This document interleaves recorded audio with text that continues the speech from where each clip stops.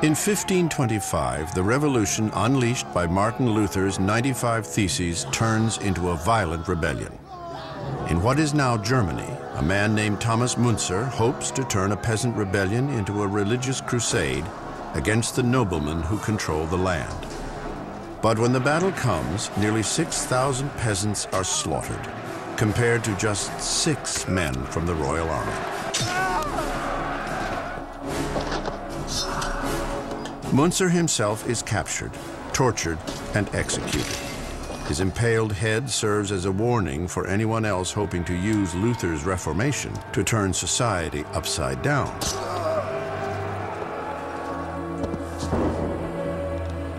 At the same time, a powerful new technology is helping spread information throughout Europe.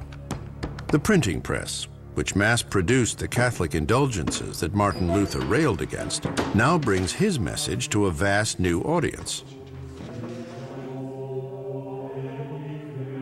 One startling notion Luther proposes: the traditional priestly state of celibacy is not inherently a better way to live.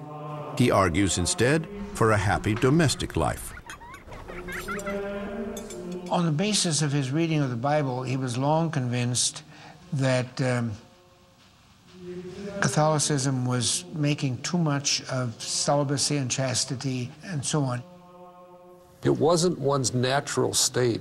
So Luther, as you read him, is quite earthy about his marital life, quite earthy about love and sexuality, and a sense that this is the goodness of creation.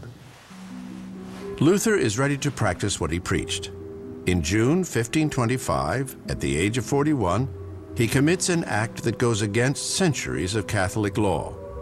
Martin Luther gets married. His wife is Catherine von Bora, a 26-year-old former nun. Luther's marriage is a rather strange story because he started simply by marrying out of a sense of duty. He thought that to show that he was a man like any other man and not a special person because he was a clergyman, had to get married. Luther believes that of all his revolutionary ideas, the changes he makes to marriage are among the most important. It also transforms his own life. He and Catherine go on to have 6 children. Luther enjoyed family life enormously. He goes from being this withdrawn, gaunt, agonized monk to this kind of family man. He gets on well with his wife. He loves his children. Luther, for example, loved to say that the woman washing diapers is doing something far more pleasing to God than the monk saying his prayers. Can you imagine how that reoriented one's sense of oneself, that we are called by God into everyday life, and there we do things that both please God and serve others? It literally gave daily life meaning as the context of faith.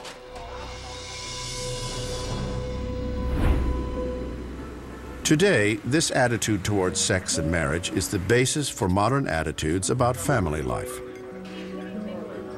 Luther's teachings that celibacy is not a higher form of existence helped pave the way for marriage as we know it.